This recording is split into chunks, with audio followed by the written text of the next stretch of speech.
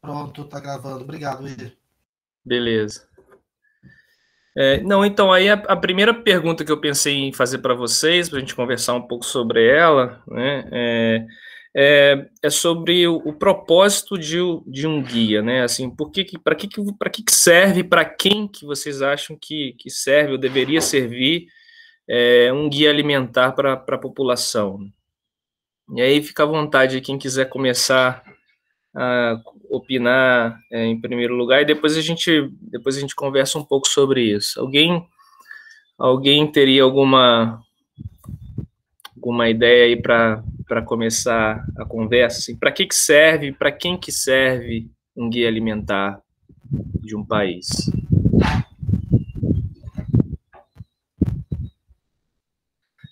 Se alguém quiser também escrever no chat. Acho que como o próprio nome diz, né, que é um guia alimentar para a população brasileira, eu acho que é para todos da população, que tem que servir assim, independente do grau de instrução, né, não necessariamente só para quem está envolvido aí com a área da nutrição, com profissionais, mas para toda a população mesmo.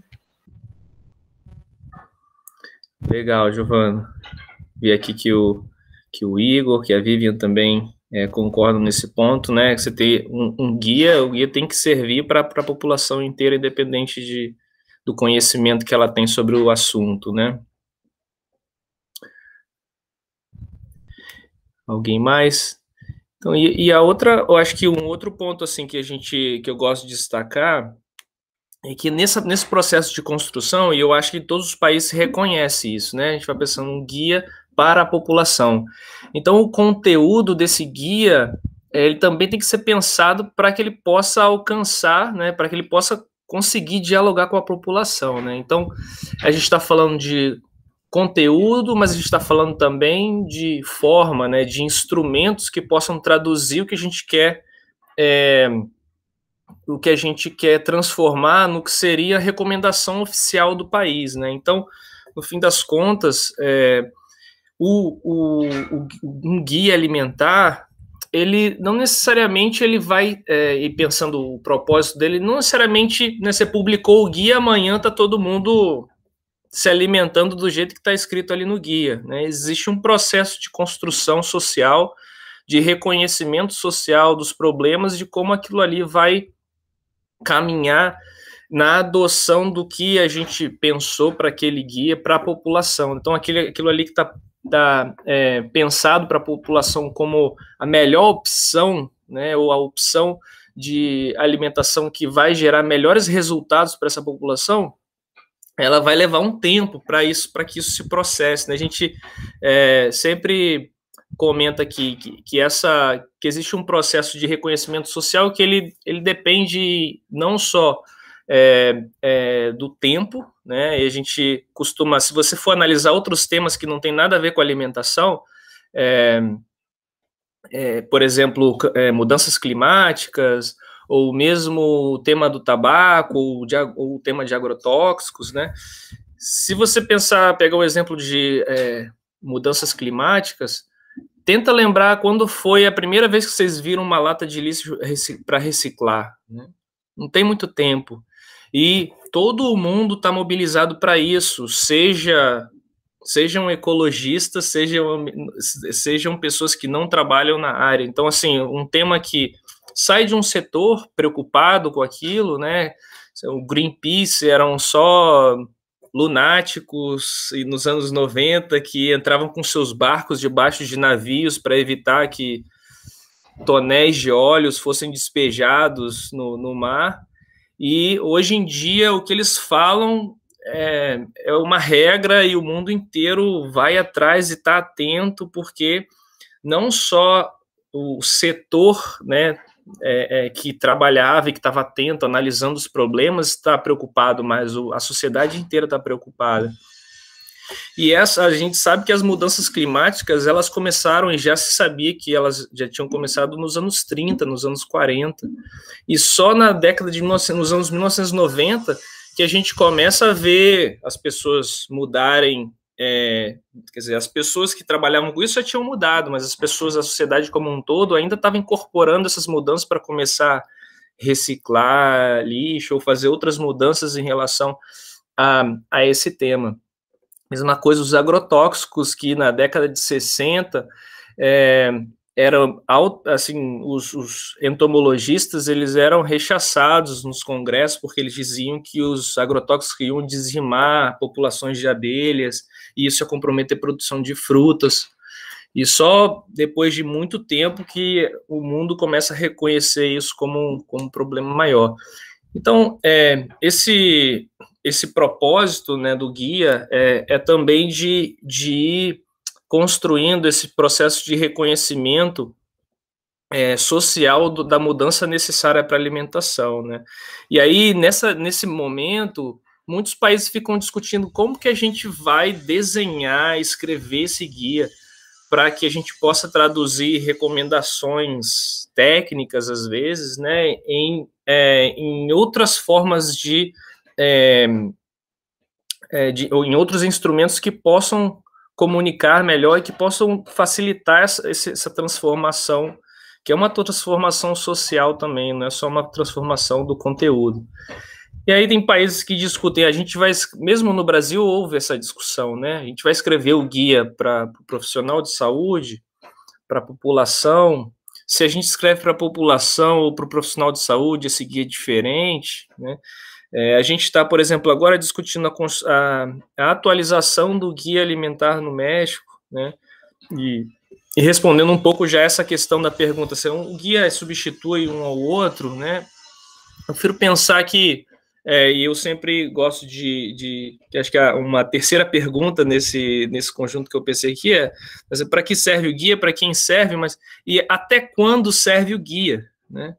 Então, a gente está falando de atualização no sentido de que chega uma hora que o guia já não serve mais porque a gente já deu vários passos, a ciência deu passos, a sociedade deu passos em reconhecer problemas, e a gente fala, não, isso aqui não está fazendo mais sentido, a gente precisa avançar, né?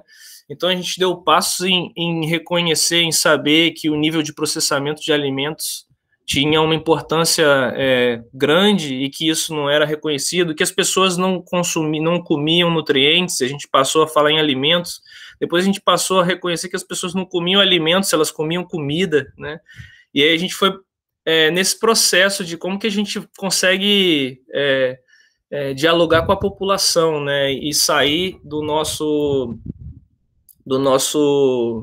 nutricionismo, né, de falar de nutrientes, só de conseguir trazer. Então, acho que essa pergunta em relação, né, um substitui o outro, eu acho que todos os países eles vão avançando na medida que eles precisam atualizar, se atualizar em relação à evidência, em relação ao processo de reconhecimento social dos problemas nos países e o processo, né, epidemiológico dos países também.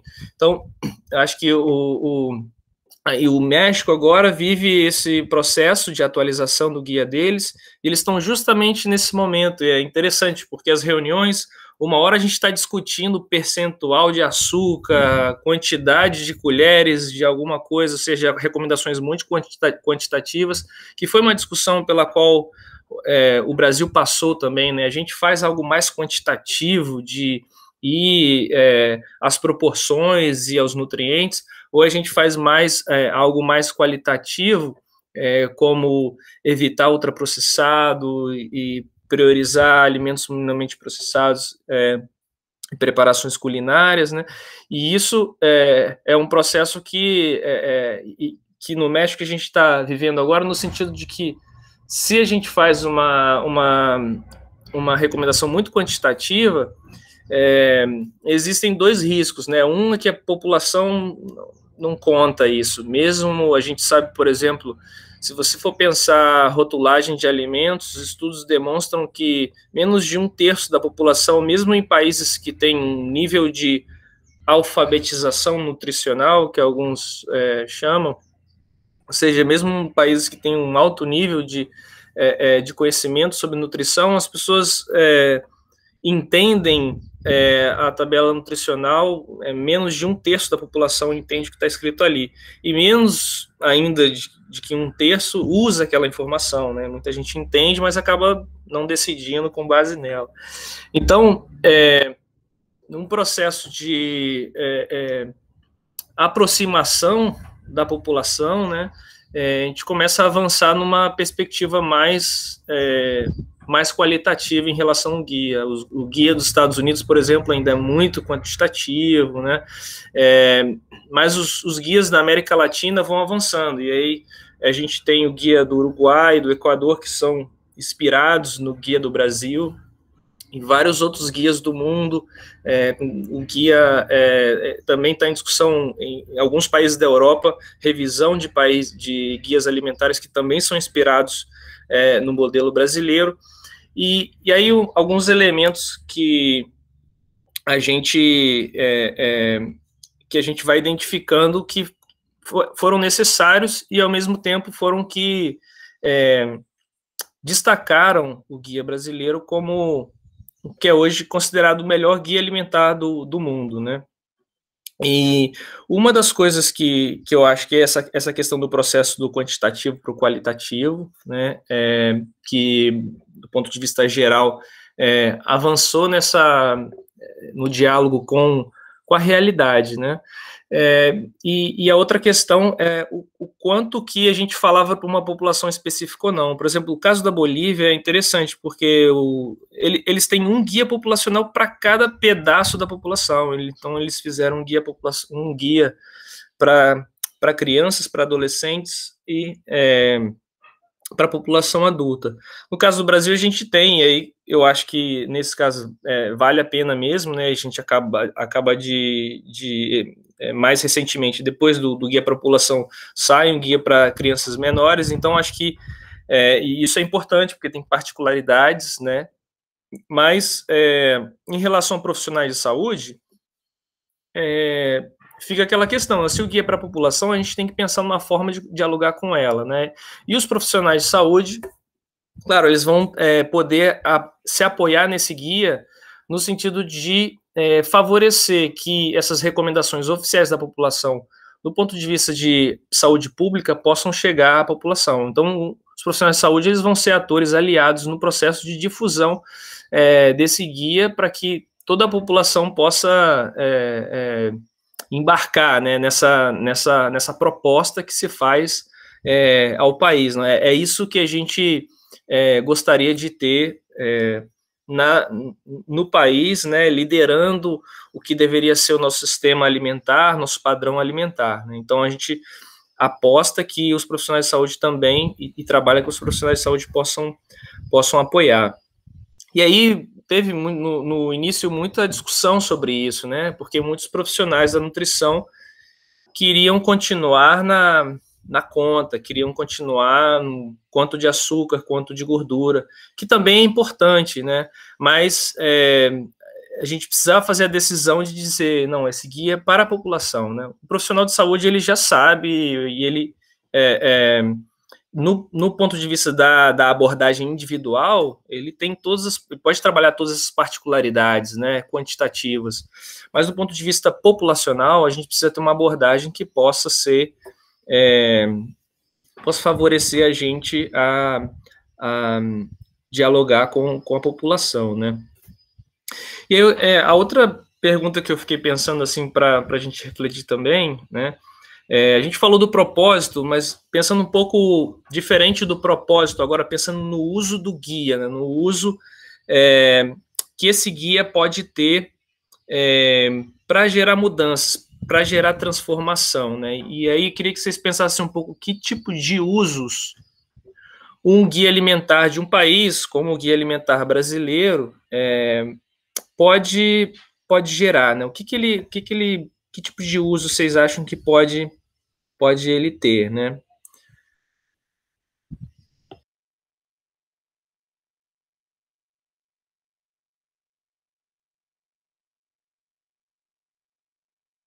Eu acho que o guia seria bem interessante de ser aplicado nos âmbitos da BNCC, né? Da Base Nacional Curricular. Eu acho que é um ponto assim que, né, consegue garantir mais acesso e conhecimento.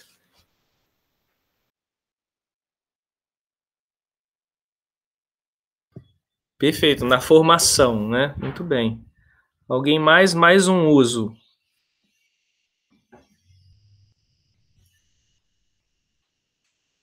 Para que mais a gente pode usar o guia? Para trabalhar a educação nutricional no geral, a gente tem usado bastante em projeto de extensão. Educação nutricional, perfeito. Na extensão.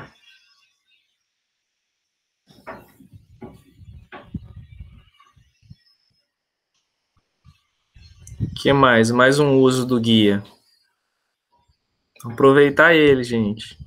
Eu acho que ele poderia ser utilizado até dentro da equipe multidisciplinar. Às vezes, por exemplo, a gente viu um vídeo que o Marquinhos disponibilizou lá na plataforma, que eu achei muito legal. Era o agente da saúde levando algumas informações básicas para aquela família na qual ele retirou do guia. Alguma coisa assim que é básica, mas que ele pode passar e fazer a diferença ali, na falta da presença do profissional naquele momento. Acho que é uma coisa interessante. Legal. Difundir para outros profissionais, né? Para equipes multiprofissionais, multidisciplinares.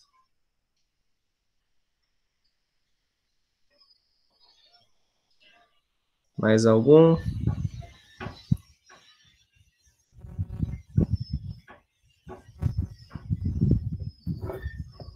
Muito bem. Eu acho que além desses outros usos que a gente sempre destaca, né?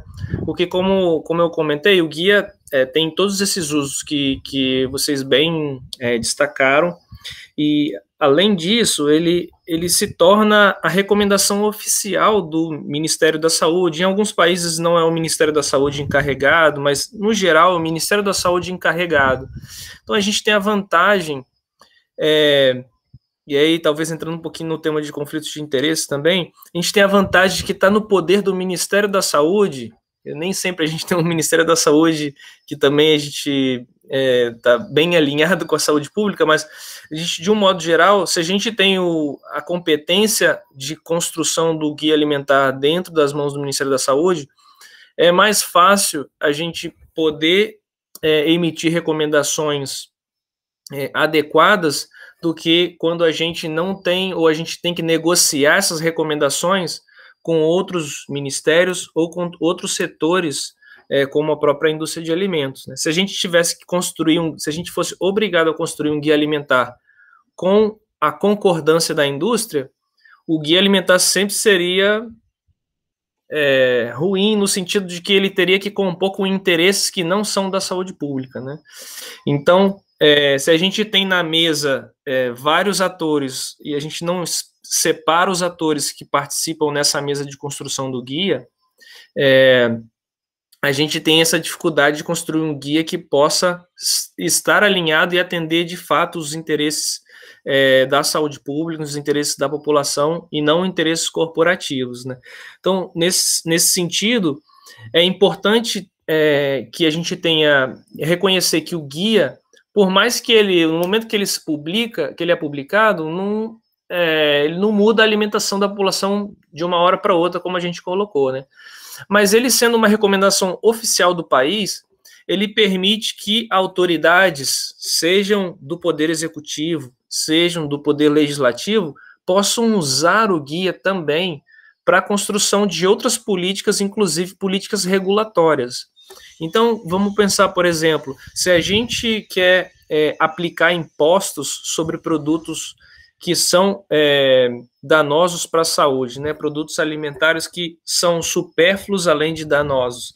A gente poderia aplicar esses impostos tendo como base, justificando um projeto de lei ou justificando uma portaria executiva de algum ministério, como aconteceu no próprio Ministério da Saúde do Brasil, né? Eliminar a venda de produtos ultraprocessados nos estabelecimentos que fazem parte dos prédios e outras unidades do Ministério da Saúde, por exemplo, né?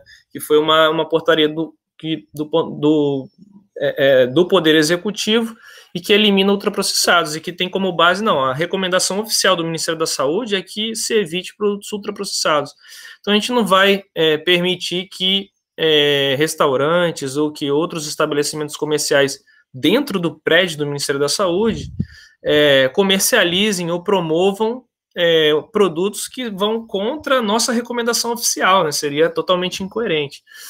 Então, da mesma forma, um legislador pode usar o guia para respaldar, por exemplo, um projeto de lei que elimina ou que muda a alimentação, ou que melhora a alimentação em determinados ambientes, ou ele pode propor a regulação da publicidade de determinados alimentos, para que essa lei ou essa política ajude a população a melhorar, né, a alcançar as recomendações oficiais do Ministério da Saúde. Então, e aí a gente vai voltar um pouco mais para frente em relação a isso, quando a gente voltar de falar dos elementos concretos do guia, né? E aí eu queria perguntar para vocês também, a gente falou dos usos, né, mas é importante a gente pensar também nos desusos, né, ou dos mau usos que podem surgir com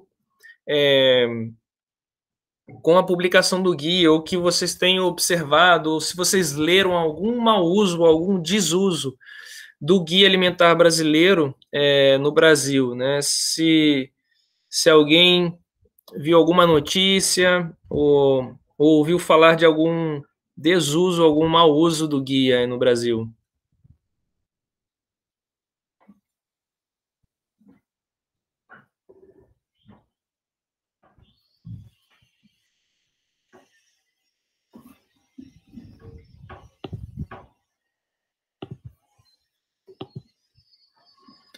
Elissa não viu.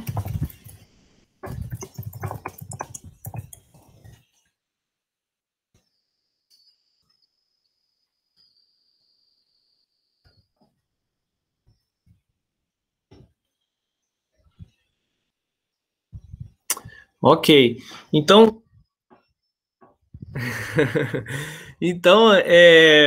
uma das coisas que logo depois, como vocês bem leram, o guia, além dele trazer recomendações sobre o que favorecer na alimentação, o que desfavorecer, o que evitar na alimentação, ele também traz o elemento da comensalidade, né? Ele também traz a necessidade e a importância de você comer em família, a importância de você valorizar o ato de comer, a prática é tão importante quanto os produtos, né? Então, e aí a gente vai entrando um pouco na importância de você pensar o alimento, a refeição, mas o que ela contém, mas também todas as relações, né, sociais que também se estabelecem ao torno dela, enfim,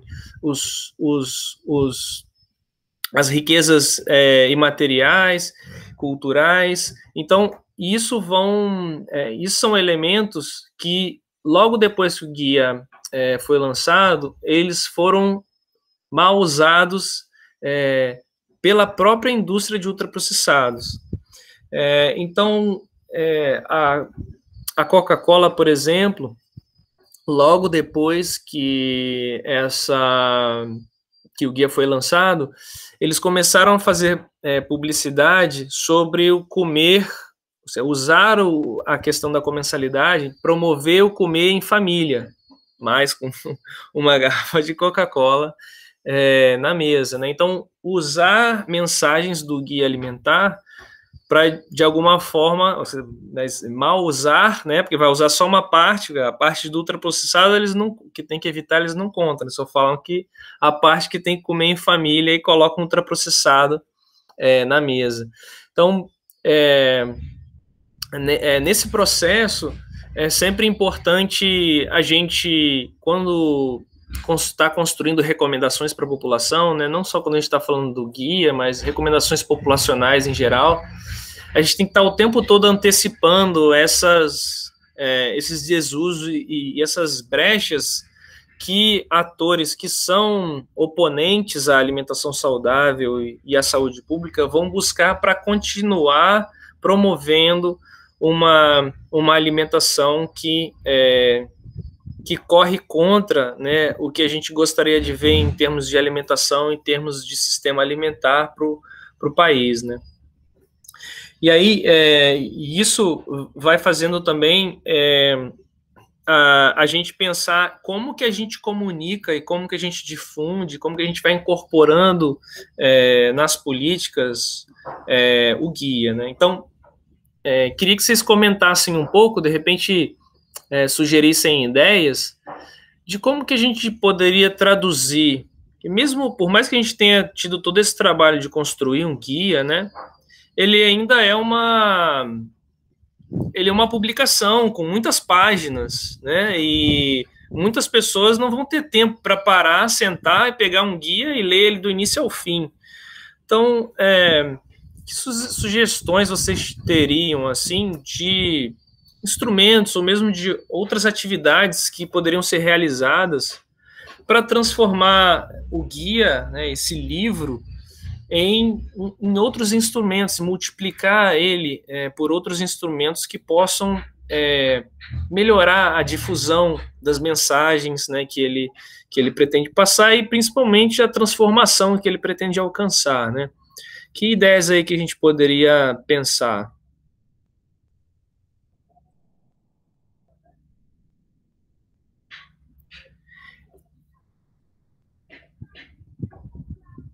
Pensar uns 10 passos, ter mensagens chaves, né, que a gente possa usar para difusão, né? Alguma ideia assim de como que a gente poderia difundir essas mensagens, por exemplo, os 10 passos que o Igor colocou, se a gente quisesse comunicar ele, difundir, que instrumentos a gente poderia pensar para facilitar?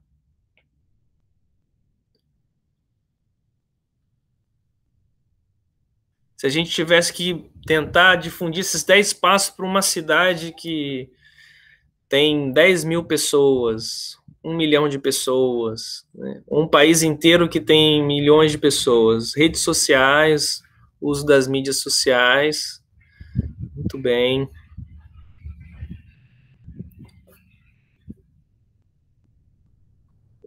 Outdoors, publicidade, né, campanhas de massa, né, como meios de comunicação de massa, tanto eletrônicos quanto os, vamos dizer assim, mais tradicionais, né, digitais e mais tradicionais.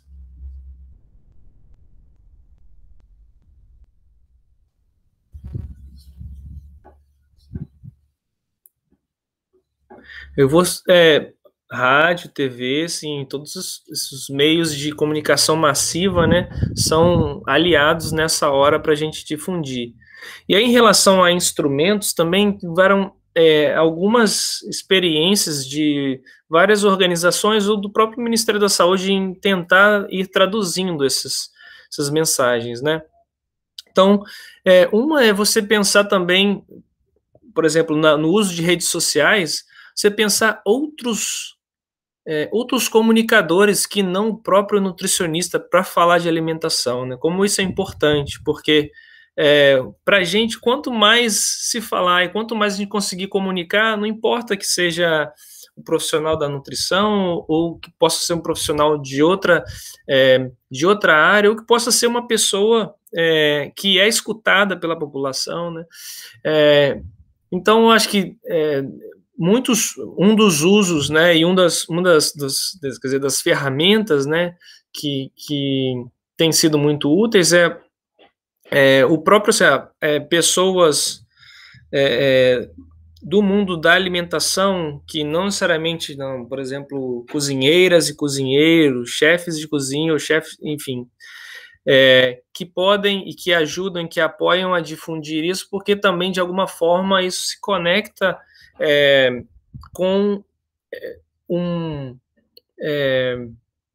uma forma de pensar a alimentação que já não é tão fechada para um universo, né, biomédico. Então, isso, no momento que a gente consegue comunicar com outros atores e comunicadores de outros setores, a gente vai ganhando escala, né? Aquela história que a gente começou falando dos ecologistas, né, do Greenpeace, que só conseguia comunicar entre eles mesmos, até que eles conseguem se comunicar com toda a sociedade, né? E isso é muito importante para que a gente possa ter não só nós, profissionais, preocupados, né, mas que todo mundo tenha esse cuidado com a alimentação que a gente tem, né, esse cuidado.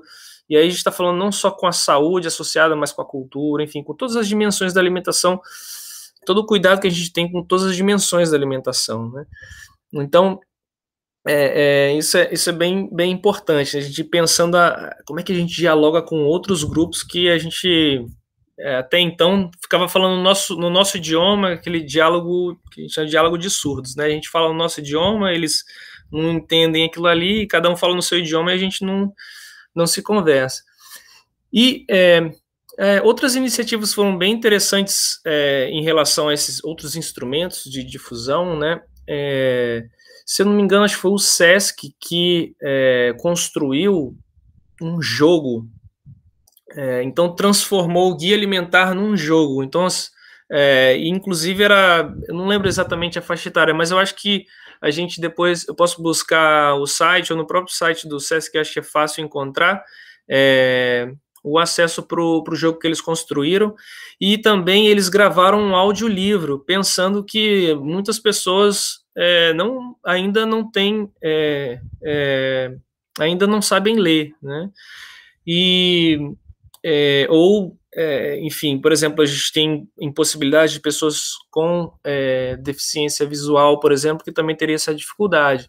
Então, também foram pensados instrumentos até nesse sentido, né, de como que a gente pode fazer o guia ganhar mais espaço e ser melhor difundido, pensando outras mídias, né, outros instrumentos para além só da leitura, né, e a gente incorporando essas mensagens, esses elementos que o guia vai trazendo, né. E a outra questão é essa, para falar um pouco da incorporação nas políticas, né, que eu acho que isso é muito importante também, porque uma parte é essa, como é que as pessoas passam a conhecer o guia, e a outra parte que é bem desafiadora, como é que a gente faz com que políticas de alimentação, como a Política Nacional de Alimentação Escolar, como as políticas de restrição da publicidade, como as políticas fiscais do país, ou como a própria política de rotulagem, a regulação da rotulagem de alimentos no Brasil, expresse o que a recomendação oficial para a alimentação da população brasileira indica, né? E aí, nesse processo, que acontece tanto pela via do executivo quanto pela via do legislativo, existem muitas barreiras e muitos obstáculos. E aí, vocês devem lembrar que é interessante que o guia ele destaca que um dos pontos, né, no último capítulo dele, traz os elementos dos obstáculos, que por mais que a gente faça as recomendações, a gente precisaria de políticas que possam apoiar que as pessoas incorporem e transformem sua alimentação na linha do que está sendo recomendado no guia, senão a gente fala sozinho de novo, porque a gente não está dando condições para que a população possa transformar sua alimentação, né? E aí, nesse sentido, queria que vocês comentassem um pouco quais que vocês acham que poderiam, o que vocês imaginam que seriam os principais desafios, assim, para a gente conseguir, por exemplo, ter refletido na política do país, né? Ou, por exemplo, ter uma lei sobre publicidade que possa estar alinhada com o que recomenda o guia, né? Promovendo alimentos que deveria promover ou restringindo alimentos que deveria restringir, né? Ou alimentação escolar, ou seja, o que a gente precisa fazer, né, e quais são os desafios para a gente conseguir fazer com não só que a população saiba o que está lá no guia, mas que as políticas possam facilitar que a população possa adotar as recomendações que estão ali, né? Qualquer dúvida, se vocês tiverem dúvida até sobre a pergunta, vocês me perguntem também. Fica à vontade.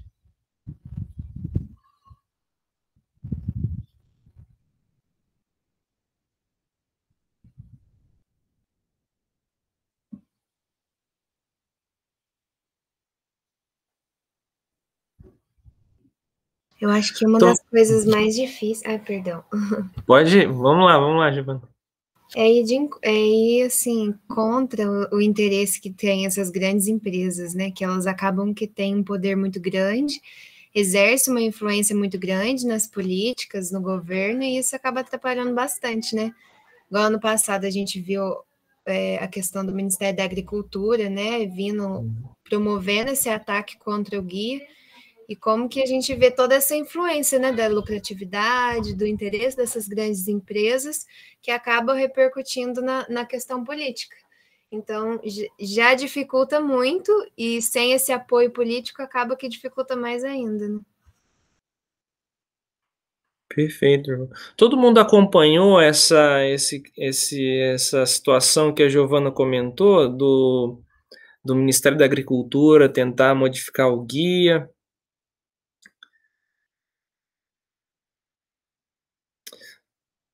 Legal. Então, esse eu acho que é um exemplo claro, né? E se a gente tivesse, então, por que a gente está falando de dois...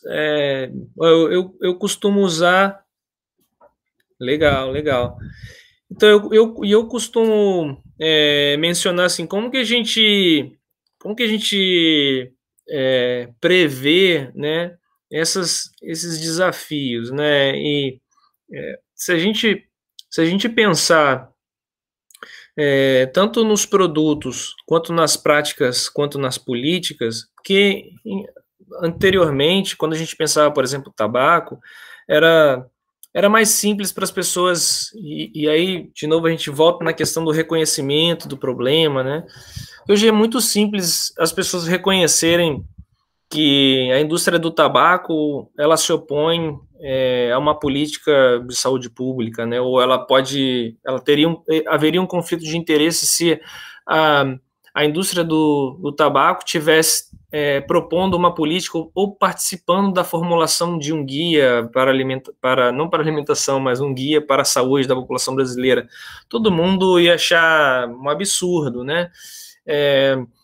Então, mas é muito importante que a gente, quando a gente vai pensando os atores que são oponentes, às vezes eles estão escondidos por trás de outros atores que têm práticas ou que têm políticas alinhadas, mas que não necessariamente são o próprio ator oponente, né?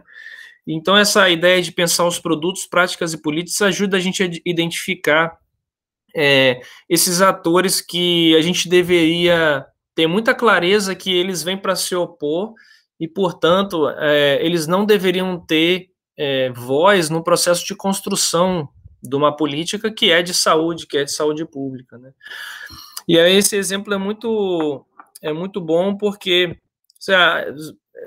nos jornais não vai sair que é a indústria que está se opondo, né? Porque a indústria ela vai utilizar de atores como a Associação das Indústrias, Associação Brasileira de Indústria de Alimentos, em geral isso não só no Brasil, em todos os países.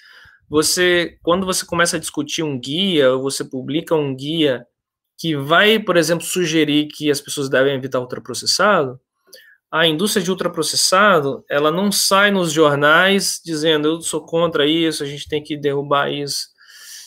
porque isso vai ferir a imagem dela, e a imagem dela é o que existe de mais valor, mais do que quanto ela vende, é quanto vale o reconhecimento da marca dela como algo de qualidade, quando algo está associado à saúde, né? Porque a alimentação está associada à saúde para as pessoas. Então, se uma empresa ela se mete numa discussão que é bastante controversa, ela vai perder espaço, né? Ela vai perder reconhecimento da sociedade de que que seus produtos são de qualidade, né? E que eles promovem saúde. Então, eles vão mandar à frente dessa batalha para se opor e defender que os seus produtos continuem se expandindo na alimentação, nos sistemas alimentares dos países. Eles vão enviar associações, e aí não vai aparecer na mídia o nome da empresa, vai aparecer o nome da associação. Ou eles vão diretamente aos ministérios, e aí os ministérios de agricultura de todos os países, eles em geral têm uma postura muito voltada para o agronegócio, que se conecta fortemente com o negócio dos ultraprocessados, né? E basicamente os ultraprocessados são fabricados com 4 plantas. A gente precisa de 4 plantas para produzir ultraprocessados, basicamente, né? A gente precisa de soja, a gente precisa de cana, a gente precisa de milho, precisa de trigo.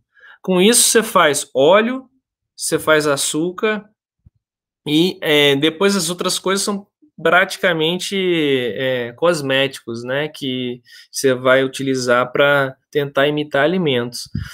Então, o que acontece é que existe uma conexão muito forte, então eles vão, se eles não conseguirem interferir sobre o Ministério da Saúde, eles vão no Ministério da Agricultura, eles vão no Ministério do Comércio e Indústria, ou eles vão até a Presidência da República, né, nos países, para tentar impedir que o Ministério da Saúde, dentro da sua competência e sua responsabilidade em proteger a saúde, que deveria ser uma responsabilidade não só do Ministério da Saúde, mas de todo o Estado, né, eles vão tentar interferir até nessa decisão, até nessa formulação de políticas, né.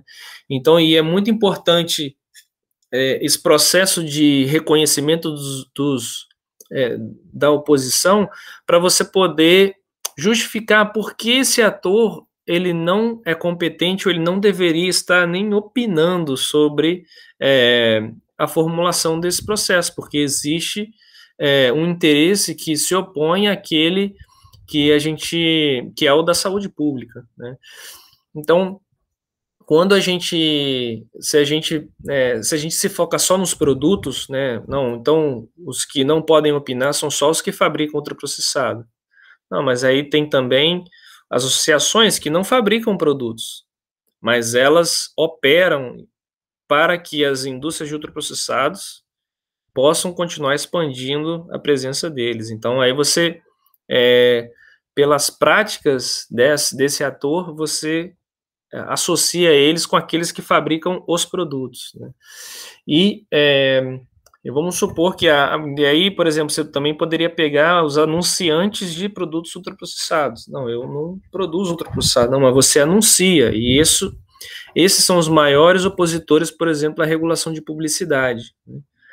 Quando a gente tem qualquer tentativa de regular a publicidade de ultraprocessados, os 2 atores que se movem fortemente em conjunto são a indústria de ultraprocessados e a indústria da publicidade, que e aí é uma combinação muito poderosa, porque aí você junta, inclusive,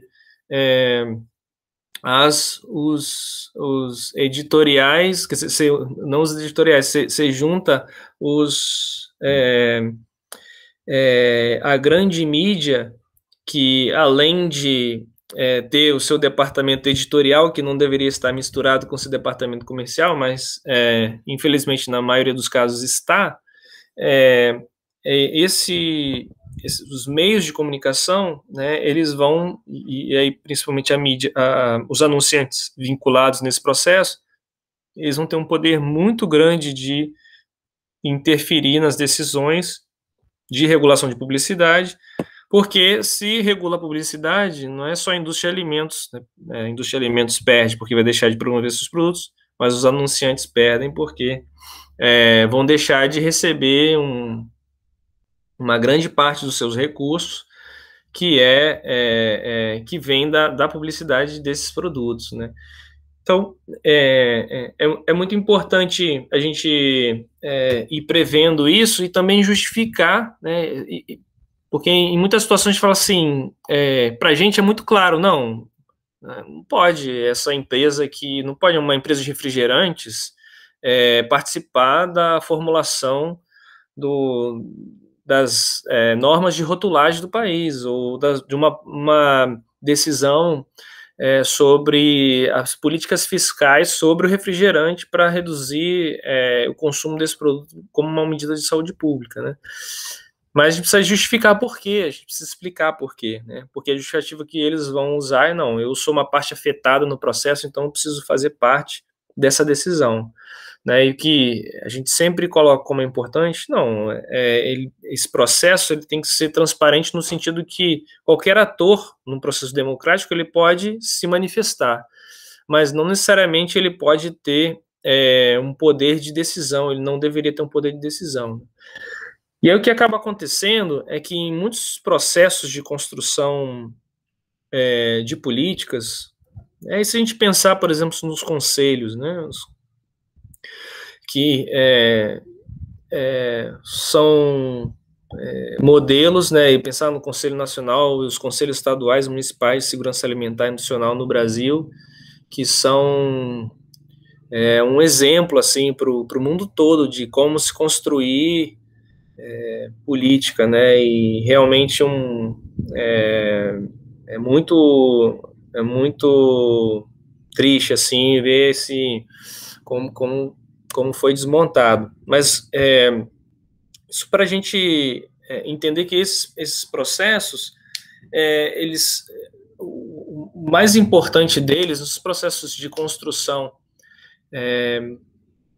democráticos de política, eles precisam considerar, assim como considerava o CONSEA, diferente e assim, em particular, né, como um exemplo para o mundo, considerar que esses processos eles envolvem um desequilíbrio de poder muito grande se você não reequilibra esses poderes, né? Então, a maioria dos países, quando eles vão estabelecer uma construção, um processo de construção da política, eles falam, todo mundo está convidado a sentar à mesa e discutir e formular essa política. É o que acontece se a gente não tem as regras que o Conselho Nacional, os Conselhos Estaduais Municipais de Segurança Alimentar e Nutricional que a gente tinha no Brasil, ou ainda tem em alguns estados e municípios, exigiam. Sem esse reequilíbrio de poder, o que acontece é que, quando eu digo assim, não, vamos fazer uma plataforma e um conselho ou um grupo de trabalho para formular essa política, o que vai acontecer se a gente não reequilibra poderes é que vão aparecer 50 representantes da indústria, e vamos supor que se esse conselho fosse em Brasília, né, então a gente vai ter uma reunião por mês para decidir como é que vai ser a norma de rotulagem sobre açúcar no país. Aí você marca a reunião uma por mês, tem que ser presencial lá em Brasília. Então você vai ter 50 representantes da indústria que estão 24 horas pagos e dedicados para fazer aquilo. E eles falam, não, a sociedade civil está convidada, mas a gente não tem recurso para apoiar a sociedade civil, o número de assentos é aberto ao número de pessoas que puder vir. Então, você vai ter 2 pessoas da sociedade civil vindo às vezes, né? 50 pessoas da indústria vindo todo dia e ligando para os gabinetes, enfim, e pressionando todo o tempo. Então, o processo de construção, ele precisa reconhecer que existe esse desequilíbrio de poder. Então, quando isso que é muito inovador no mundo em relação ao processo de construção da política de alimentação e de segurança alimentar e nutricional no Brasil, o estabelecimento, por exemplo, da presidência do CONSEA ser da sociedade civil, de você ter que necessariamente ter representações de povos, de populações tradicionais, né? E isso vai garantindo que esse equilíbrio, não, a indústria vai estar lá, mas vão ter um assento, e a maior parte dos assentos e a maior representatividade vão ser daqueles que, de fato, estão fazendo do Brasil, estão fazendo do sistema alimentar do Brasil o que o Brasil necessita para proteger a saúde humana do planeta, enfim, culturas e tudo mais. Então, e nesse processo que às vezes a gente esquece de pensar isso, a gente pensa, não, vamos fazer a política e vamos abrir um processo para que todos possam opinar, a gente esquece que existe esse desequilíbrio e a gente acaba com problemas como que a gente conseguiu evitar, né, mas essa pressão, ela sempre vai existir, né, da indústria, a gente tem que estar sempre preparado e sempre buscar um espaço maior para a população decidir e menos para as corporações decidirem, né.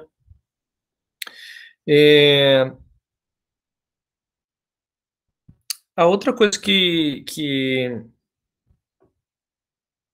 eu queria perguntar para vocês era um pouco isso, não sei se vocês chegaram a ler algum texto sobre avaliações do guia, né? Tem alguns textos, alguns artigos que fizeram avaliações de guias alimentares de vários países, e o Brasil é sempre apontado, o Guia Alimentar do Brasil é sempre apontado como o melhor ou um dos melhores, né, guia alimentar do mundo, né?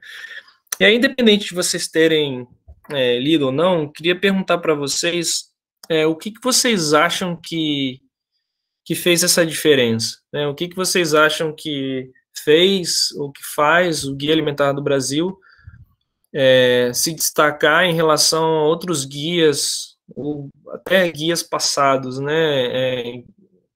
Queria que vocês pensassem um pouco aí sobre isso, assim, pode ser a opinião mesmo de vocês, assim, eu acho que esse ponto foi muito, isso fez a diferença, né?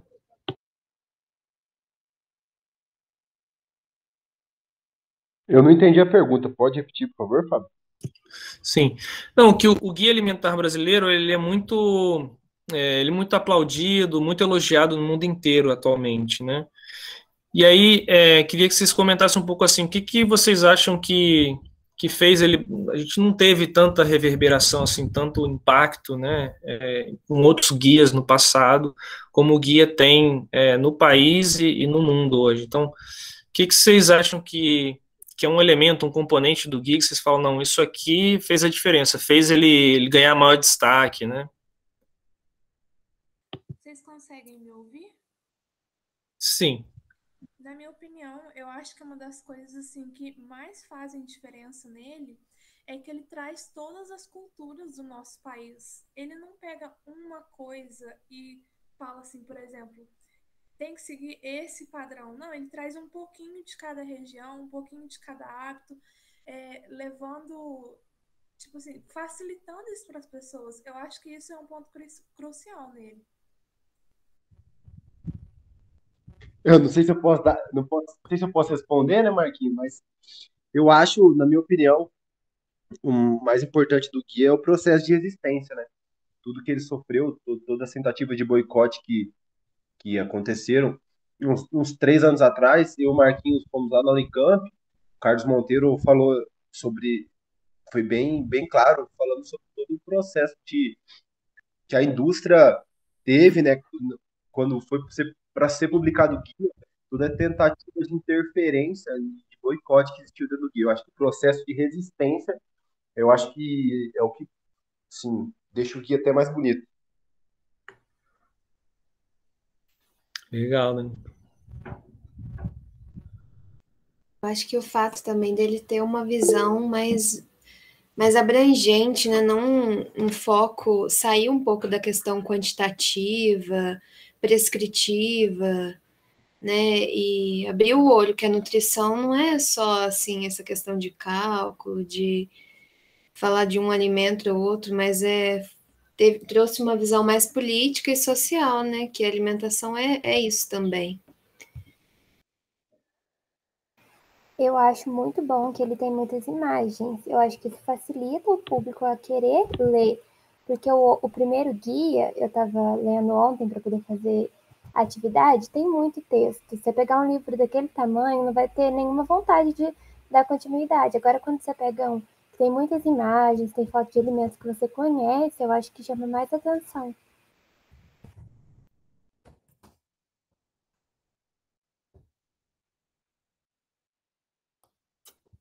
Legal.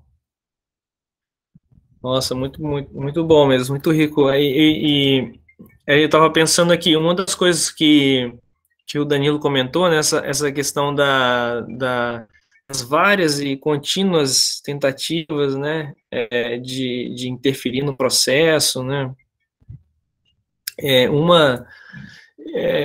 faz a gente lembrar de uma regra que a gente costuma usar, que é o teste do grito, né? A gente costuma dizer que quando a gente está formulando uma política para melhorar a alimentação, se a indústria gritar muito, que funciona bem. Se não reclamar, se não tiver interferência, é que aquilo ali realmente não funciona. Mas se o guia ou se a política, se a lei é boa, o grito vai ser alto, assim, né?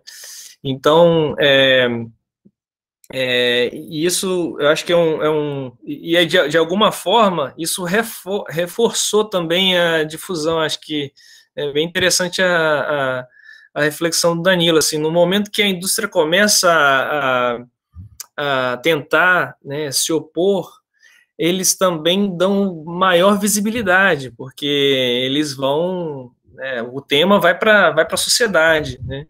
Então, na tentativa de abafar a necessidade e aí eu acho que como isso é utilizado também bem pela sociedade civil, né? Porque se a indústria tivesse interferido e ficasse a quatro portas fechadas, né, essa interferência, e de repente o guia cai, né, e ninguém fala nada, e a sociedade não abraça isso, não tem nenhuma... isso nos reverbera e a gente não consegue sustentar ele, né? Então a importância de que... E aí talvez isso seja um indicador de que o guia, como a Giovana colocou, a Fernanda colocou, ele vai trazendo elementos da política, elementos da sociedade que vão enganchando, né, a sociedade, que tem tração social, né, e isso faz com que o guia passe a ser reconhecido não como um guia do Ministério da Saúde, mas um guia que é da população, não é só para a população. E nesse sentido a população defende o guia, né? Se tem alguém tentando interferir, essa população vai lá e fala. Então, se não fosse assim, talvez a gente tivesse sucumbido à interferência, né? E se a gente não sucumbiu, foi não só porque isso veio à tona, e veio à tona justamente porque alguém se indignou, a sociedade se indignou e denunciou, né? E foi lá, ó, estão tentando. E eu acho que e acho que vários elementos, como a Brisa comentou, contribuem para isso, né? Desde a questão de como você desenha ele para que ele seja atraente para a população, até que tipo de elementos você inclui para considerar as distintas regiões, as distintas dimensões sociais, políticas, culturais que a alimentação tem. E eu acho que isso foi ajudando a ganhar a sociedade, né? O guia conseguia esse efeito. E aí, uma outra coisa, um outro elemento que que os outros países destacam muito, né? Que eles começam a incorporar em relação aos seus guias, que ampliou esse destaque do guia em outros países. Primeiro, além dos que vocês comentaram, né, a questão da classificação por nível de processamento, né, você incorporar e você mencionar e você contra-recomendar produtos ultraprocessados. Isso é uma inovação que é nossa, né? E que sofre também muita crítica por isso, porque enfim, da indústria, né, de ultraprocessados, que inclusive diz que ultraprocessado não existe, né, por mais que você tenha revisões sistemáticas já de tantos estudos que a gente já tem sobre ultraprocessado, impacto na alimentação e na saúde, eles continuam insistindo que isso não existe. E também a questão que eu costumo comentar, assim, em muitos países, inclusive latino-americanos, né, a crítica chega para o termo ou pela questão da própria indústria, de apontar que bom, isso foi formulado na América Latina, isso foi formulado no Brasil, né? E eu percebo muitas vezes que a gente também tem que vencer um preconceito, tanto na ciência, quanto na saúde pública, quanto na nutrição, em relação a isso, né? Quando uma recomendação, quando uma inovação desse tipo sai da Inglaterra, ou sai da Austrália, ou sai dos Estados Unidos, né, aí todo mundo começa ninguém entra nesse questionamento de que isso aí é porque propuseram na América Latina, ou no Brasil. Então, de fato, a nossa região na América Latina é a única que usa esse conceito, né? A gente, na oficina regional da OMS, a gente adota a classificação por nível de processamento para indicar que os produtos são excessivos em açúcar, em gorduras e tal. Nenhuma outra região da Organização Mundial da Saúde adota esse conceito, né? E aí, muitas vezes, aí depois eu posso comentar um pouco essa coisa da OPAS e OMS, é uma longa história, assim, a Organização Pan-Americana da Saúde, ela existe muito antes, antes da Organização Mundial da Saúde, né? Então ela manteve as suas duas pessoas jurídicas, então nós somos a Organização Pan-Americana da Saúde, e também somos escritório regional da Organização Mundial da Saúde para a região das Américas. Então, a gente tem uma certa liberdade de ir mais e além do que a Organização Mundial da Saúde muitas vezes faz. E nesse ponto, muitas vezes chega não, mas isso aí é uma coisa que os latino-americanos inventaram e, enfim, chega com esse tom, sabe? E a gente sempre fala, é daqui mesmo, e assim, e de fato, agora a gente está construindo estudos, e a gente já tem vários estudos com vários outros países fora da América Latina que confirmam a mesma coisa, né? Então, mas temos que vencer, inclusive, essa ideia de que se a evidência, se a inovação política vem daqui, ela não é inferior, né? E eu acho que no caso da saúde pública, da alimentação, eu sempre falei isso muito antes de trabalhar para a Organização Mundial da Saúde, para a Organização Pan-Americana da Saúde, que as soluções para a alimentação não iam vir dos países que estavam comendo pior. Então, assim, não tem como você buscar a solução para alimentação saudável nos Estados Unidos, porque eles estão comendo pior do que o resto do mundo todo. Não tem como você buscar soluções de alimentação saudável nos países que estão com níveis de obesidade exorbitantes. Você tem que buscar essas soluções nos países que ainda têm sistemas alimentares associados a uma alimentação mais saudável, mais sustentável.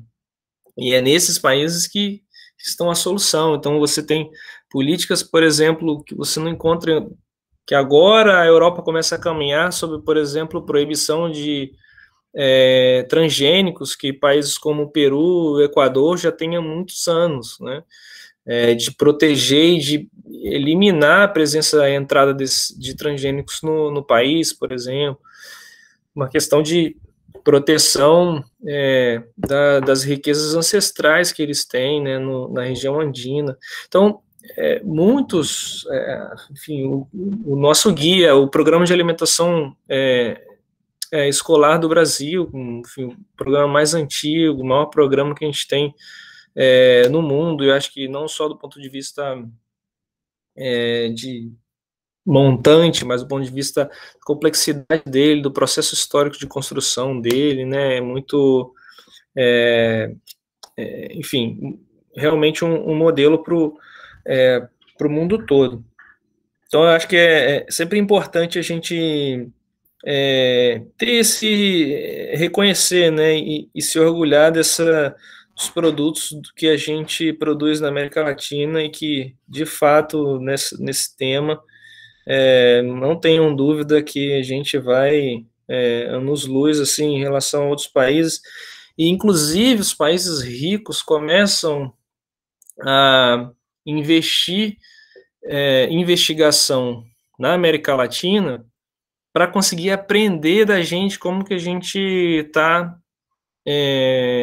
conseguindo avançar e quais são os resultados que a gente poderia ter para que eles também possam levar essas soluções para os países deles. Então, eu costumo dizer assim, que os países ricos investem em investigar, em pesquisas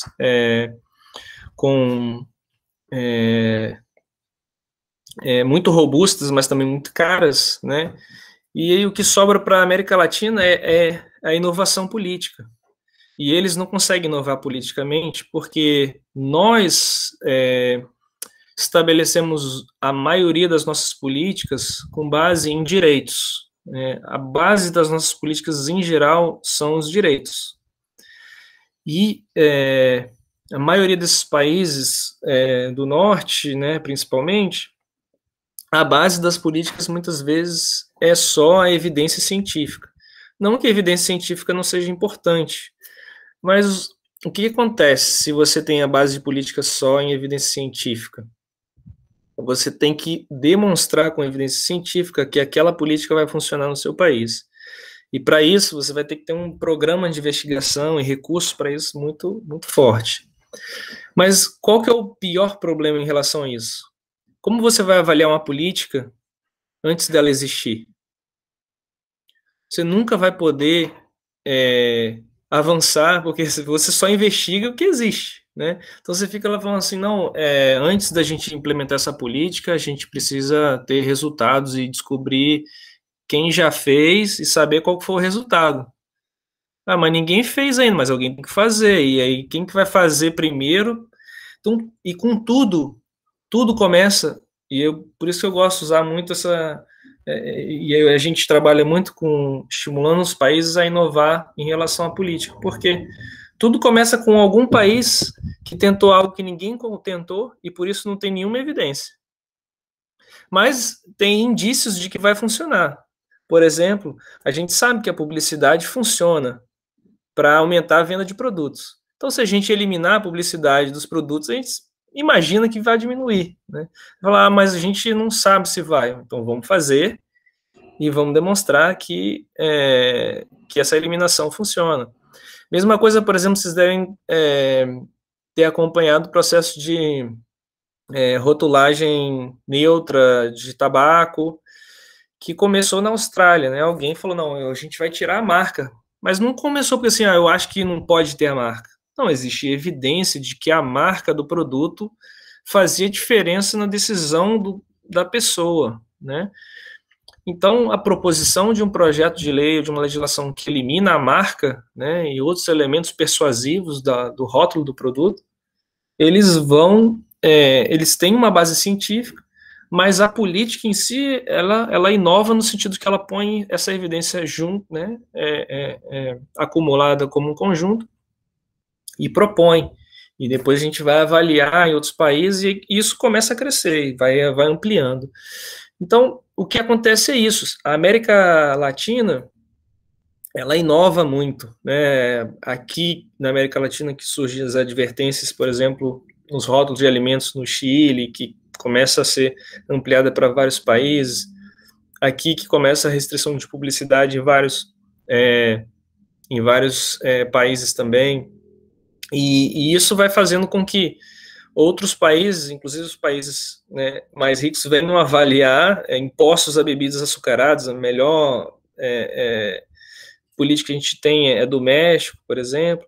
Então, os países começam a avaliar os nossos países para poder justificar e dizer, olha só, está funcionando lá, vamos fazer aqui também, né?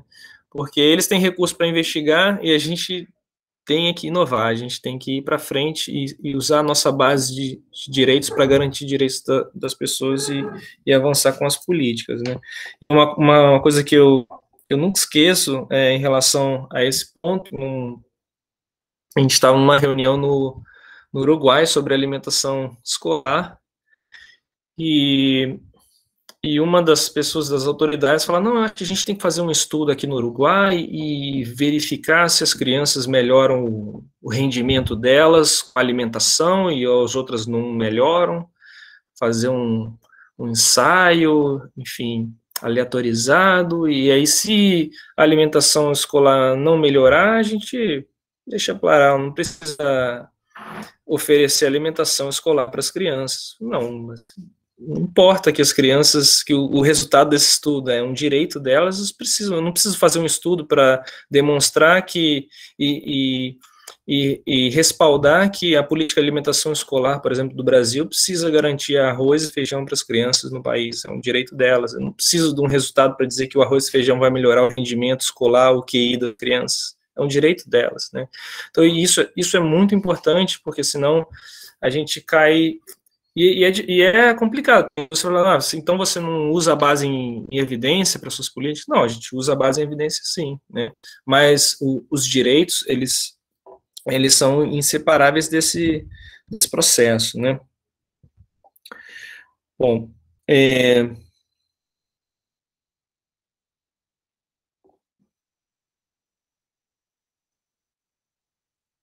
eu queria saber de vocês, assim, porque pensando algumas das influências que o guia teve fora do país, né? Não sei se vocês conhecem o modelo de perfil nutricional da OPAS. Quem conhece?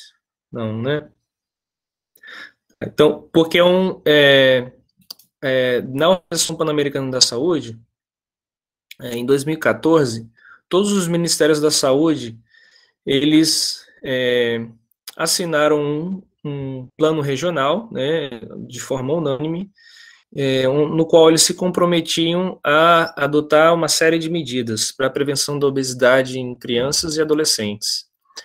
Esse plano foi de 2014 a 2019, mas segue vigente o compromisso, apesar dessa data 2019. E em algum momento, quer dizer, a partir desse processo de aprovação desse plano regional, os países têm a necessidade de contar com instrumentos que possam facilitar a eles aplicar essas políticas, né? Então, uma linha de ação desse plano são as políticas regulatórias.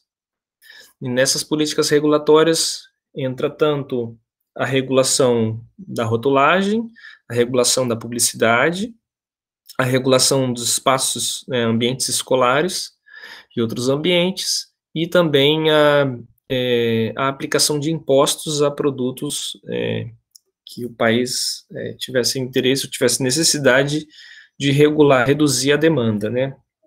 E aí, nesse sentido, a gente constrói um instrumento, e esse instrumento ele define quais são os produtos que deveriam ter a publicidade regulada, ter advertências no que diz respeito à rotulagem, produtos que não deveriam ser comercializados ou oferecidos nas escolas, produtos que deveriam ser, por exemplo, ter os impostos aumentados para reduzir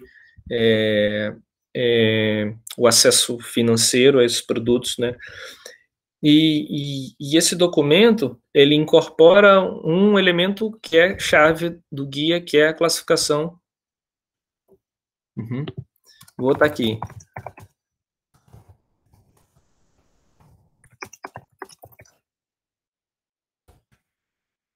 A gente está construindo, inclusive, uma página sobre ele em português, está quase pronta, depois eu posso te passar. E aí tem o documento e tem também vídeos, que a gente está terminando a tradução do vídeo para o português também, outros materiais para as redes sociais. E a ideia desse documento é isso, bom, se a gente aqui fizer a pergunta, né, que produtos deveriam ser regulados? Muitos, assim, cada um vai ter uma ideia, né? E se a gente fizesse na população, se a gente fizesse uma discussão nacional de que produtos deveriam ser regulados, a gente teria cada um opinando para um lado. E se a indústria está nesse processo, né? A gente fala, não, nada tem que ser regulado. Então a gente define com base na mesma classificação que o Guia Alimentar usa, mais as recomendações do OMS. Então, esse modelo, ele combina as duas coisas. Ele combina a classificação de alimentos que adota o guia, né, a classificação nova, mais as recomendações de ingesta de nutrientes que a OMS estabelece, né, para açúcares, para gordura, fora a questão dos adoçantes que também é mencionada. Então, fala, se o produto é processado, ultraprocessado, ultrapassa esses limites, ele deve ser regulado, ele deve estar sujeito a políticas regulatórias, sejam elas quais forem, né? Então, isso é um pouco do resultado, isso aí. Um pouco do resultado dessa... de como o modelo do guia ele foi sendo adotado, né, por outros instrumentos de indução e de recomendação para políticas de alimentação também fora do Brasil, né? E aí depois outros exemplos de guias que vocês podem olhar que vão numa linha bem que né, aprenderam do processo e beberam muito da fonte, né, do Guia Alimentar Brasileiro, que são muito interessantes. É o Guia Alimentar do Uruguai, vocês vão ver, bem legal também, vai na mesma linha. E recentemente também depois o Guia do Equador, que também adota essa perspectiva, né? Então a gente vai um pouco para mostrar assim como que essa diferença que vocês mencionaram aqui que o guia fez para o Brasil, ela transbordou o país, né? No sentido de que ela transborda as fronteiras do país para ganhando outros territórios e espaços que vão se beneficiando dessa inovação que o país promoveu, né? Bom, enfim, eu já acho que já falei, só para complementar, acho que eu um pouco falei alguma coisa dos conflitos de interesse enquanto a gente conversava, né, Marquinhos? E eu acho que uma das coisas que eu sei que o Marquinhos outro dia passou o artigo para mim, assim, que eu escrevi há algum tempo sobre os conflitos de interesse em nutrição, vai nessa linha dos produtos, práticas e políticas, e a intenção era em relação, eu acho que ele se aplica em termos de análise, né, até o guia também, se você pensar que o guia trata de produtos, no sentido que ele saiu dos nutrientes, a gente saiu de nutrientes para alimentos e de alimentos para refeições, né, que vocês comentaram bem. Então, é fácil, ele identifica facilmente para a gente os produtos que estão em oposição ao que se deveria encontrar na alimentação da população brasileira. Então, é fácil para a gente, por exemplo, identificar um oponente da nutrição se a gente olha o portfólio de produtos, né, e vê produtos que estão nos produtos que o guia diria que deveríamos evitar, né. Depois a parte de práticas, né, se a gente costuma dizer que além dos produtos ultraprocessados estarem, o produto em si, ele tem uma composição inadequada, que a gente chama um perfil nutricional inadequado, eu costumo dizer que ele tem um perfil não nutricional também inadequado, né, porque ele se associa a modos de comer que também não são recomendados pelo guia, né? Então, ele favorece o comer sozinho, o comer sem pensar, o comer excessivo, e isso é demonstrado por vários estudos, né? Não só do ponto de vista... tem um estudo que é um dos mais robustos e controlados, que foi feito no NIH nos Estados Unidos. Colocaram 14 pessoas... Desculpa, eles colocaram 20 pessoas por 14 dias,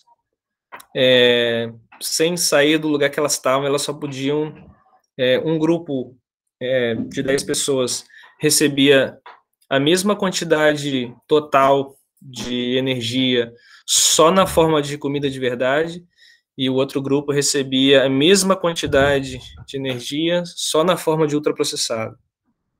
Então, as pessoas que consumiam só ultraprocessado, elas perdiam controle sobre o que elas comiam. Então, elas comiam muito mais energia e elas comiam muito pior, muito mais desequilibrada a composição da energia, e elas ganharam peso nessas 2 semanas, né? E o outro grupo, não. No sentido de que a gente está falando não só da composição, porque a composição era similar nos 2 grupos, a gente está falando do modo de comer que os ultraprocessados provocavam. Tem revisões sistemáticas também que mostram que mesmo com dietas de baixíssima caloria, tem revisão sistemática de ensaios controlados, aleatorizados, que com pessoas com obesidade consumindo apenas 800 calorias. Só que um grupo consome 800 calorias só na forma de ultraprocessado. E o consumo desse grupo, que consome esses ultraprocessados, destrói completamente a microbiota desses indivíduos. E isso vai comprometer tanto o desenvolvimento do sistema de defesa, sistema imune, enfim, várias implicações para a saúde dessas pessoas. Então, a gente não está falando mais, não está nem mais contando calorias, a gente está falando de um impacto na saúde que vai além da questão dos nutrientes, né? Então, e o guia também fala nisso. Então, produtos. Conseguimos identificar, olhando para o guia, que produtos seriam oponentes da alimentação. Conseguimos identificar que práticas seriam oponentes da alimentação saudável, né, recomendada oficialmente pela autoridade de saúde no país. E ele também destaca no final a questão dos obstáculos, né? Necessidade de você ter políticas, que é um pouco que a gente comentou aqui no final, assim, como você analisa políticas, né? Como você analisa as políticas, e muita gente pensa na política, a gente pensa a política do governo, né? A gente esquece que as corporações também têm políticas, né?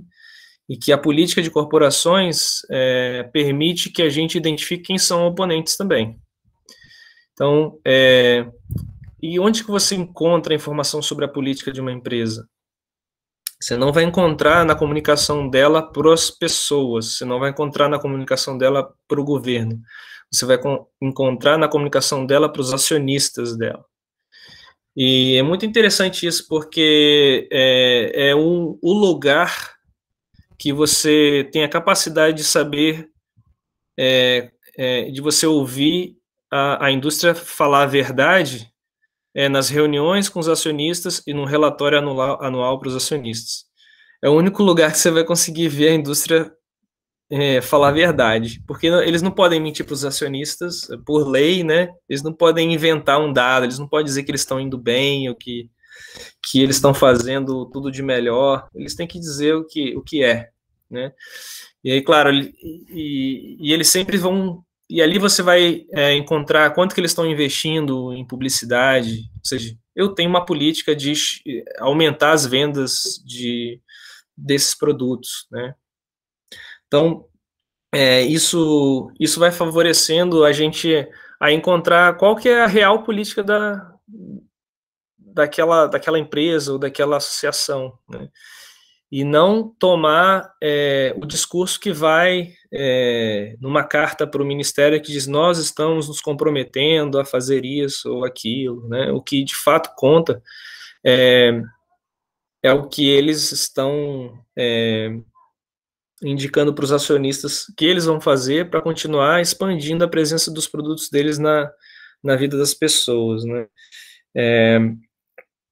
Então é importante a gente, acho que o guia dá essa possibilidade para a gente, né? Não só da gente entender qual que é o caminho, mas também entender e identificar quem que vai tentando se opor aos avanços dessa trajetória que a gente precisa aí trilhar, né? Eu vou parando por aqui, não sei se alguém tem mais perguntas ou comentários.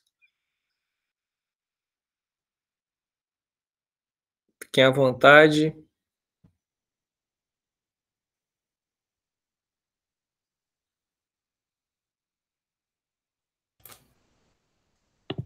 Gente, bom, a palavra está aberta também, né? Desde o início. Alguém quer encaminhar mais alguma pergunta para o Fábio?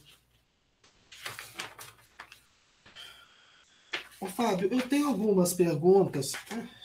Assim, primeiro, é um momento ímpar para a gente, assim, né? Porque eu tenho falado, né, que a pandemia tem sido, em alguns aspectos, positivas. Tem muitos aspectos positivos, né? Acho que até pelo nosso autoconhecimento, essa questão de isolamento, eu tenho levado muito para um lado bom. Poxa, né? Eu não conhecia alguns aspectos, inclusive positivos meus, né? Acho que a gente começou a ver que a gente é capaz de algumas coisas que a gente achava que não era possível resolvermos sem os outros, né? Enfim, e então, assim, você está aqui conosco, né, na Unifal, né? É uma universidade... pessoa tem mania de chamar de pequena, eu falo que ela é grande pra cacete, cara. Eu acho ela imensa, eu acho ela uma universidade... Pô, um dia, se puder vir aqui visitar, nos será um prazer, mas é uma universidade que... às vezes o pessoal fica contando números, né? Número de estudantes, número de servidores, e eu vejo outros números, talvez, de avaliar uma universidade. Nós somos uma universidade onde a construção democrática ela já há 10 anos é séria, né? Os órgãos colegiados, enquanto eu vejo, às vezes, outras universidades onde a gente tem órgãos colegiados simplesmente para referendar aquilo que é a vontade de um reitor e de uma minoria de elite, aqui não, cara. Conselho universitário aqui, o pau quebra toda vez, a porrada come, e aí tem gente que fala, nossa, que terrível, não, que ótimo. Né, as diferenças sendo expostas. Então, enfim, esse é um dos pontos que eu acho que nós somos grandes. A transparência pública, nós estamos aí sendo reconhecidos entre as 5 grandes universidades, 10 grandes em termos de transparência pública, nossos dados são expostos. Enfim, mas não resisti, né, de falar um pouquinho da nossa casinha aqui, mas... E aí eu anotei várias perguntas, assim, ter a chance de conversar com você. Uma coisa que você coloca logo no início da tua fala, que eu achei bem legal, quer dizer, um guia, até eu acho que foi bem legal, assim, a forma como você responde a uma das perguntas que eu coloquei como centrais dessa aula, que era a questão de substitui ou não substitui, ou complementa e tal, e você chega e coloca, não, um guia sempre precisa de um dinamismo, né, de uma transformação.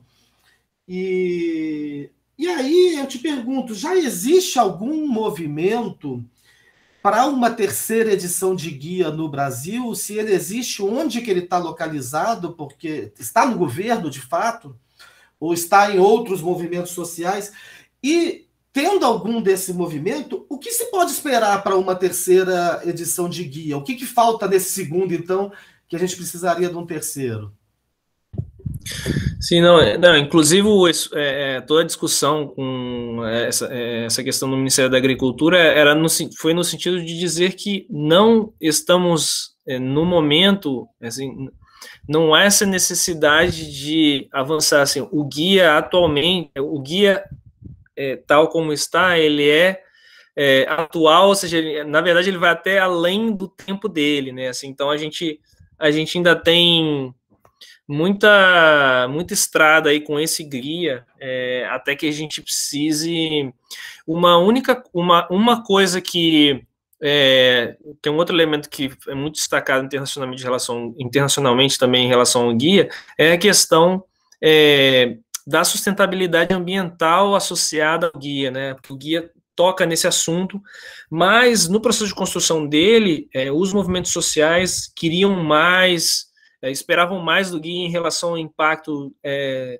de venenos agrícolas, o impacto de fertilizantes sintéticos, o impacto de transgênicos.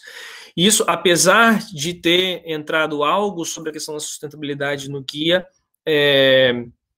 muitos movimentos sociais esperavam mais sobre isso. Então, eu acredito que o futuro do guia é um guia que será ainda mais coerente do que já é com a questão da saúde planetária.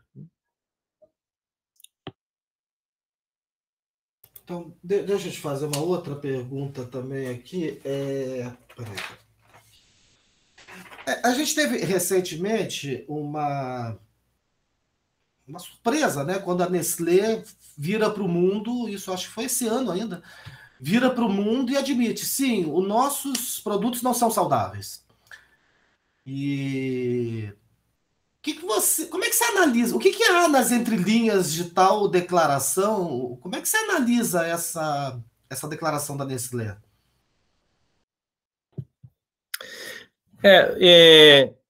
Acho que tem dois aspectos aí. Um é que é um tipo de informação que eles não vão deixar, não vai chegar numa difusão que alcance a população como um todo. Assim, é algo que eles vão mencionar isso, mas não vão dar muita escala a essa informação, vão controlar ela de alguma forma por outro lado. E a outra razão é porque a indústria ela deixou há algum tempo já de reconhecer, deixou de negar a contribuição dela, por exemplo, para a obesidade, a contribuição dela para a má alimentação. E qual que é a jogada aí? Eu não nego que eu tenho produtos que não são saudáveis, porque com isso eu me posiciono como um ator que pode solucionar o problema. Então eu reconheço, eu tenho produtos que não são saudáveis, e eu gostaria de ter a oportunidade de participar com o Ministério da Saúde na reformulação dos meus produtos, né? Então vamos sentar junto, vamos conversar. Então é uma estratégia para reconhecer que existe um problema, mas que a solução desse problema tem que vir deles mesmos também. E aí, com isso, eles vão gerar produtos ou vão começar a indicar que produtos que ainda, por mais que eles reformulam, continuam sendo não saudáveis, são a solução, né? Então, a gente, não, eles reconheceram que tem problema, mas agora eles já têm a solução, né? Então, é bem provável que venha por aí. E aí, uma outra coisa que eles fazem, não sei se vocês... Não é muito divulgado, mas acho que, não sei se vocês já ouviram falar, mas a Nestlé foi uma das primeiras empresas que montaram que no mundo das redes sociais se chama sala de guerra. A sala de guerra é uma sala da onde eles monitoram a rede social no mundo todo, e eles montaram essa sala porque eles começaram a sofrer muito ataque nas redes sociais, porque eles estão usando óleo de palma, que é produzido, é fruto do deflorestamento Eu sempre, agora eu confundo o termo desmatamento, eu confundo o espanhol com o português. O desmatamento na Indonésia, enfim, no Sudeste Asiático, e então eles criaram essa sala de guerra e eles monitoram, se começa a aparecer críticas para eles já têm várias pessoas e vários robôs que vão atuar para que eles interfiram no processo e um pouco vão limpando a imagem deles, né? Então, além dessa jogada, pode ser que ela é toda tramada porque eles têm um controle muito grande hoje em dia, até do que se diz sobre eles, né? Então, eles podem lançar essas questões e voltar atrás. E aí eu queria entrar num outro ponto que eu acho que é assim, que tem a ver com o que você falou, que é muito...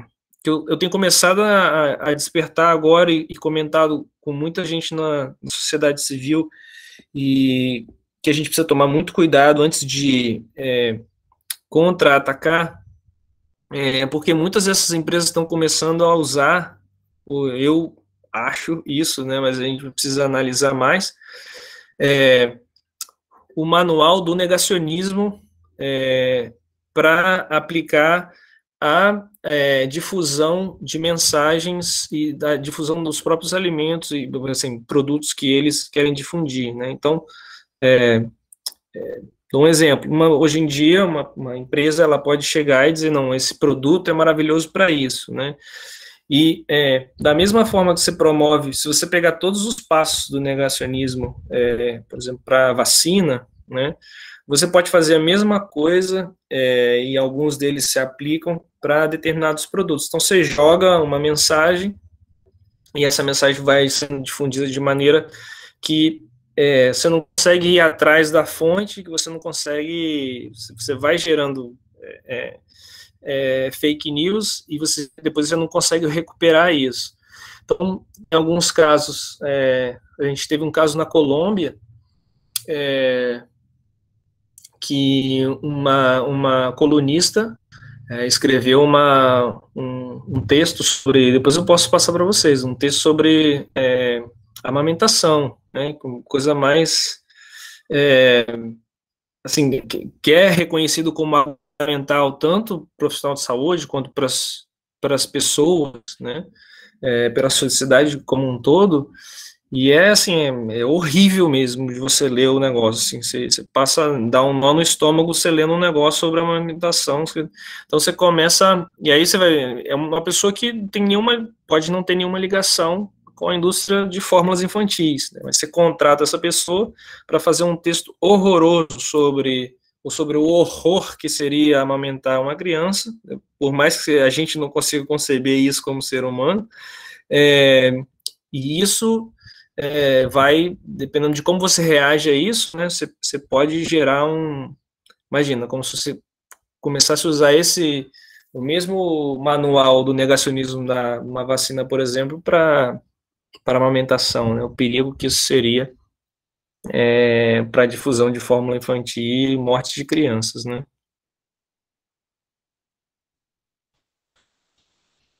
Se alguém quer perguntar alguma coisa, gente? Eu não quero bem perguntar, eu quero colocar uma coisa que eu tenho visto muito entre os vegetarianos. Eu já vi uma comunidade bem grande criticar o guia por não dedicar uma parte para esse assunto. Aí eu queria saber o que o Fábio pensa disso, se será que numa próxima, futura edição do guia, esse assunto vai ser mais contemplado. Não, esse é um dos pontos, né, em relação à questão da sustentabilidade, assim, com muita evidência crescente em relação ao impacto ambiental da produção de carne, né, e aí o guia realmente não entrou, e a discussão ficou muito entre, bom, que batalha você vai comprando a cada vez, né? Então essa batalha era mesmo concentrada em relação à questão do ultraprocessamento de de produtos alimentícios, mas, como eu falei, eu acho que isso para o futuro vai continuar sendo reivindicado, né, como uma necessidade em relação a alinhamento da coerência da alimentação saudável com uma alimentação que é também sustentável para o planeta. E aí isso, eu acho que você tem vários grupos que vão defender essa bandeira, seja pelo meio ambiente, seja pela própria questão filosófica que tem por trás, né, da argumentação, mas no sentido que isso vai expressando e vai moldando o que a sociedade e o sistema alimentar precisa ser para acomodar tanto melhor vida humana quanto melhor vida planetária. Acho que a gente tem problemas em relação à produção de alimentos de origem animal, não só enfim, em diversos âmbitos, né? A gente também tem os problemas em relação à diversidade de animais, assim como a gente tem o problema da diversificação de plantas, né? Então, tanto a questão do impacto de produção animal, mas também o impacto da produção de alimentos de origem vegetal é uma questão do ponto de vista ambiental, né? E ambas precisam, a gente precisa avançar, e foi nisso que muitos movimentos sociais insistiram, por exemplo, né? Se a gente falar, eu costumo sempre dar o exemplo, né? Não adianta a gente promover fruta, consumo de frutas e hortaliças, se as frutas e hortaliças são monocultivadas, né? A gente está falando de frutas e hortaliças, mas qual fruta e hortaliça, né? Qual feijão a gente está falando? Então, os modos de produção são cada vez mais importantes, tanto do ponto de vista alimentação animal, alimentação de origem animal, alimentação de origem vegetal. Então, acho que é um processo, está na ordem do dia, né? Então, acho que a sociedade vai continuar e a evidência vai continuar demonstrando que existe um impacto que precisa ser considerado, né, para o futuro.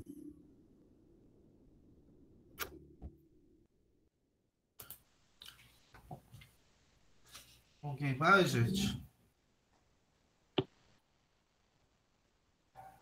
Ô, Fábio, na verdade, até eu tento manter um compromisso de terminar às 16h40, porque eles têm outra aula às 17, né? Tem uma coisa da Beleza, não, tudo bem. Tem Nem uma sabia, coisa senão meio tava... doida lá que o pessoal acha que pode uma aula terminar às 17 e a outra começar às 17. Quer dizer, ninguém sente fome, banheiro, nada, né? Cigarro, inclusive, que é importantíssimo. Cara, só posso te agradecer. Eu acho que com certeza é unânime aqui entre os presentes, assim, a contribuição, a forma que você conseguiu dialogar, né? A forma que você traz perguntas dentro da tua oratória foi bem legal mesmo. E aí, a galera aí no chat aí, todo mundo te amando.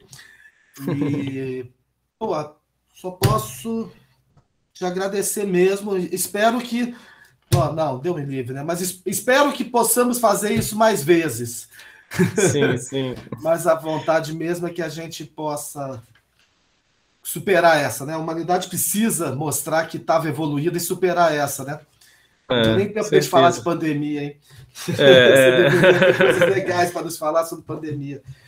Bom, a palavra é sua para dar o tchau aí, Fábio. Obrigado. Não, eu que agradeço. Foi demais aqui a conversa e estamos aí, assim, quando precisar, só dar o toque, sim, vamos, outras oportunidades aí, a gente segue nesse diálogo, no que vocês precisarem aí, tuas ordens e vamos trocando aí. Valeu, Fábio, obrigado mesmo. Grande abraço para todos aí. Valeu. Quando o último sair, eu também saio. É que sempre fica um pessoal para falar por último, eu vou ficar. Valeu, um abraço. Fábio, obrigado mesmo, de coração.